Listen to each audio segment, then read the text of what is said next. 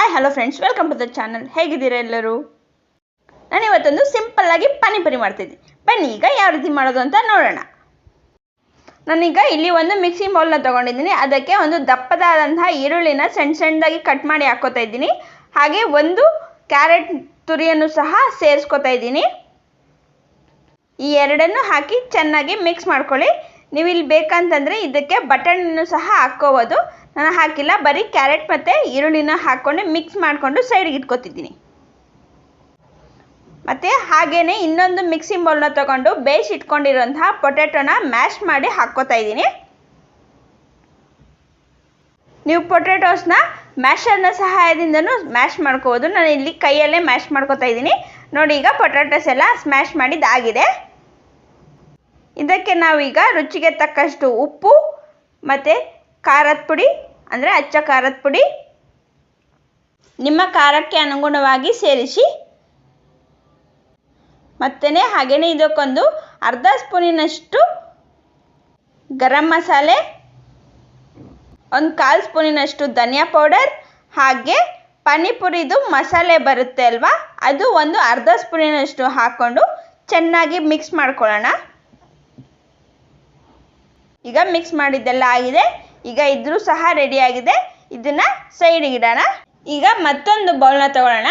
ಅದಕ್ಕೆ ಪಾನಿಪುರಿದು ಪಾನಿ ಮಸಾಲೆ ಬರುತ್ತಲ್ಲ, ಅದನ್ನು ಒಂದು 2 ಸ್ಪೂನ್ ಆಗೋಷ್ಟು ಹಾಕಿದ್ದೀನಿ. ಪಾನಿಪುರಿ ಮಸಾಲೆ ಹಾಕಿದ ನಂತರ ಕಾಯಿಸಿ ಇಟ್ಕೊಂಡಿರುವಂತಹ ಬಿಸಿ ನೀರನ್ನ ಹಾಕ್ಕೋತಾ ಇದ್ದೀನಿ. ನಿಮಗೆ ಪಾನಿ ಕ್ವಾಂಟಿಟಿ ಎಷ್ಟು ಬೇಕಾಗುತ್ತೋ ಅಷ್ಟು ನೋಡಿಕೊಂಡು ನೀರನ್ನ ಆ್ಯಡ್ ಮಾಡ್ಕೊಳ್ಳಿ. ಮತ್ತು ಇದಕ್ಕೆ ನಾವು ಯಾವುದೇ ರೀತಿಯಾದಂತಹ ಮಸಾಲೆನ ಎಕ್ಸ್ಟ್ರಾ ಸೇರಿಸಬೇಕಾಗಿಲ್ಲ. ಕೇವಲ ರುಚಿಗೆ ತಕ್ಕಷ್ಟು ಉಪ್ಪನ್ನ ಸೇರಿಸಿದ್ರೆ ಸಾಕು. ಚೆನ್ನಾಗಿ ನೀರು ಹಾಕಿದ ನಂತರ ಮಿಕ್ಸ್ ಮಾಡಿ ಕೊನೆಯದಾಗಿ 1 ಸ್ಪೂನಿನಷ್ಟು ಬೂಂದಿನೂ ಸಹ ಹಾಕಿ ಮಿಕ್ಸ್ ಮಾಡಿಕೊಂಡು ಸೈಡ್ಗಿಡಿ. ಈಗ ಮತ್ತೊಂದು ಬೌಲ್ನ ತಗೊಳ್ಳಿ. ಅದಕ್ಕೆ 1 ನಿಂಬೆಹಣ್ಣಿನ ಗಾತ್ರದಷ್ಟು ಹುಣಸೆಹಣ್ಣ ಹಾಕ್ಕೊಂಡು ಮತ್ತು ಹಾಗೆ ಒಂದು ಸ್ವಲ್ಪ ನೀರನ್ನು ಸಹ ಹಾಕ್ಕೊಂಡು ಚೆನ್ನಾಗಿ ಕೈಯಿಂದಲೇ ಕಿವುಚ್ಕೊಳ್ಳಿ. ಹುಣಸೆ ಹಣ್ಣಿನ ರಸ ಇರುತ್ತಲ್ವ, ಅದೆಲ್ಲ ನೀರೊಳಗಡೆ ಬಂದ್ಬಿಡಬೇಕು. ಆ ರೀತಿಯಾಗಿ ಚೆನ್ನಾಗಿ ಕೈಯಲ್ಲೇ ಮ್ಯಾಶ್ ಮಾಡ್ಕೊಳ್ಳಿ.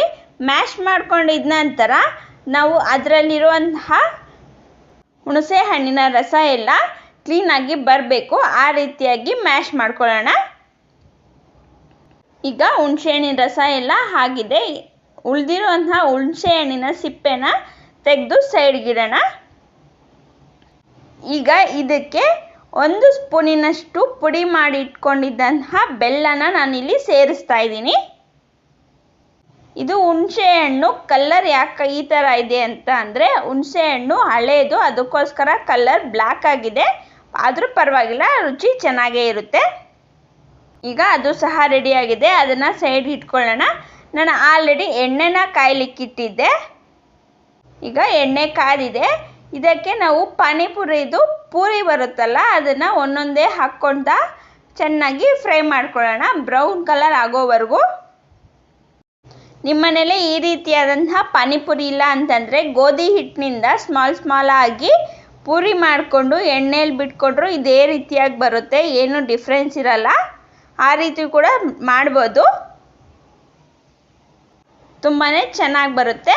ನಾನು ಇನ್ಸ್ಟೆಂಟಾಗಿ ಮಾಡ್ತಾ ಇರೋ ಕಾರಣ ಪೂರಿನ ಅಂಗಡಿಯಿಂದ ತಂದಿರುವಂತಹ ಪೂರಿಯಿಂದಲೇ ಮಾಡ್ತಾ ಇದ್ದೀನಿ. ನಾನೀಗ ಎಲ್ಲ ಪೂರಿಗಳನ್ನು ರೆಡಿ ಮಾಡಿ ಇಟ್ಕೊಂಡಿದ್ದೀನಿ. ನೀವು ಇನ್ಸ್ಟೆಂಟಾಗಿ ಯಾವಾಗಾದರೂ ಪಾನಿಪುರಿ ಮನೆಯಲ್ಲೇ ಮಾಡಬೇಕು ಅಂದರೆ ಈ ರೀತಿ ಮಾಡಿ. ಸಿಂಪಲ್ಲಾಗಿ ಫಾಸ್ಟಾಗಿ ಆಗಿಬಿಡುತ್ತೆ. ಹಾಗೆ ಟೇಸ್ಟು ಸಹ ತುಂಬಾ ರುಚಿಯಾಗಿರುತ್ತೆ. ಹೊರಗಡೆ ಹೋಗಿ ತಿನ್ನೋ ಬದಲು ಮನೆಯಲ್ಲೇ ತಿನ್ನಿ, ಹೆಲ್ತ್ಗೂ ಒಳ್ಳೆಯದು. ಈಗ ನಾನು ರೆಡಿ ಮಾಡಿ ಇಟ್ಕೊಂಡಿರೋಂಥ ಪಾನಿಪುರಿನ ಒಂದು ಪ್ಲೇಟ್ಗೆ ಸರ್ವ್ ಮಾಡ್ಕೋತಾ ಇದ್ದೀನಿ.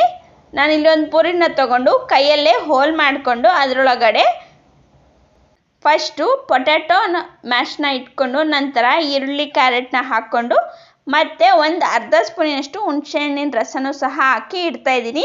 ಇದೇ ರೀತಿಯಾಗಿ ನಾನು ಎಲ್ಲ ಪೂರಿಗಳನ್ನು ಒಂದು 4 ರಿಂದ 5 ಪೂರಿಗಳನ್ನು ರೆಡಿ ಮಾಡ್ಕೋತೀನಿ.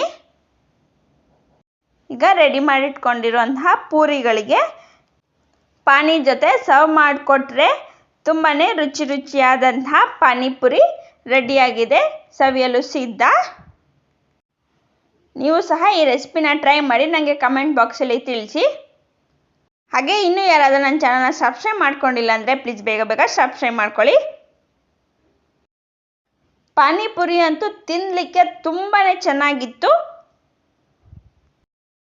ಹಾಗೆ ಇನ್ನಷ್ಟು ಹೊಸ ವಿಡಿಯೋಗಳಿಗೋಸ್ಕರ ನನ್ನ ಚಾನಲ್ನ ಫಾಲೋ ಮಾಡಿ. ಇನ್ನಷ್ಟು ಹೊಸ ರೆಸಿಪಿಗಳು ನನ್ನ ಚಾನಲ್ನಲ್ಲಿ ಬರಲಿದೆ. Keep watching this channel. Thank you. Bye. See you in the next video.